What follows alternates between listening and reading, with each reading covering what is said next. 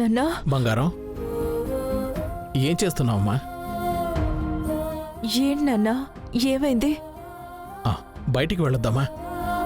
ఒక cinema release అయిందంట. Comedy చాలా బాగుందంటున్నారు. చూసిన వాళ్ళందరూ పడి పడి నవ్వుతున్నారంట. చాలా బాగుందని చెప్తున్నారు బంగారం.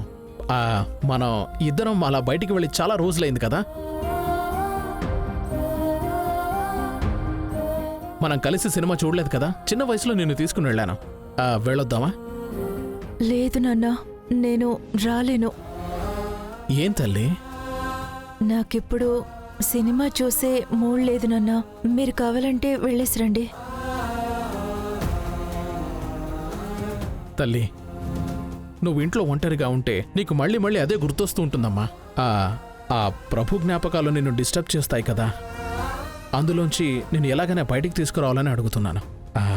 దానికి నువ్వు కుదరదుంటే ఎలారా బంగారం? నాన్న, నా వల్ల కావట్లేదు నాన్న. నేనిప్పుడు సినిమాకి వచ్చినా నా మనసులో ఆ మెమరీస్ అన్ని మళ్ళీ మళ్ళీ రన్ అవుతూనే ఉంటాయి. నేనంత తొందరగా దీని నుంచి బయట పడలేను నాన్న, రాలేను. నేను తన్ని ఎంతగా నమ్మానో తెలుసా? మీ అందరికంటే కూడా తనే నాకు ఎక్కువ అని అనుకున్నాను. తనకి ఎలా నాన్న నాకు ద్రోహం చేయడానికి మనసు వచ్చింది?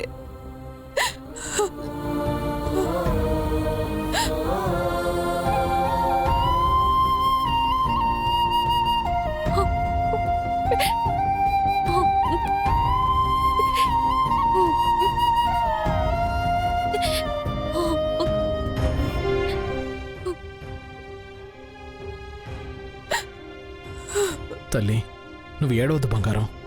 తల్లి, ఇలా చూడు, జీవితంలో ఓటమి మోసం ఉంటూనే ఉంటాయి. తల్లి, మనమే మనకి నచ్చజెప్పుకుని అందులోంచి బయటపడాల్సి ఉంటుంది. నువ్వే ఒకసారి ఆలోచించి చూడు. పెళ్లి తర్వాత తను ఎవరోని బయటపడి ఉంటే ఎంత ఇబ్బంది అయ్యేది నీకు. ఆ తర్వాత నువ్వు తనతో ప్రశాంతంగా ఉండగలవా?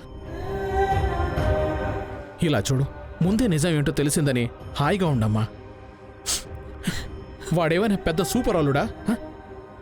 వాడికంటే 100 రెట్లు మంచి అల్లుణ్ణి, నీకు సరిపోయేలా ఒక మంచి అల్లుణ్ణి నేను నీకు చూసి పెళ్లి చేస్తానమ్మా.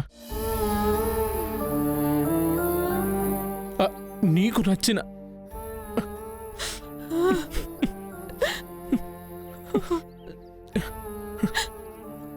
వర్షిణి, నీకు నచ్చిన అబ్బాయిని నేను తీసుకురాగలో లేదో తెలియట్లేదురా.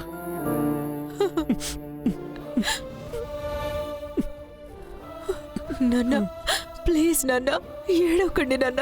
సారీ నాన్న. నువ్వెందుకురా సారీ చెప్తున్నావు? లేదు, నేను ఫీల్ అవుతున్నానని కదా మీరు ఇప్పుడు ఏడుస్తున్నారు. నేను మిమ్మల్ని ఏడిపించాను. ఇక నేను ఏడవను, ఏడవను, ఏడవను, ఏడవను. నేను ధైర్యంగా ఉంటాను. రండి, మన సినిమాకి వెళ్దాం. రండి. పదమ్మా, వెళ్దాం.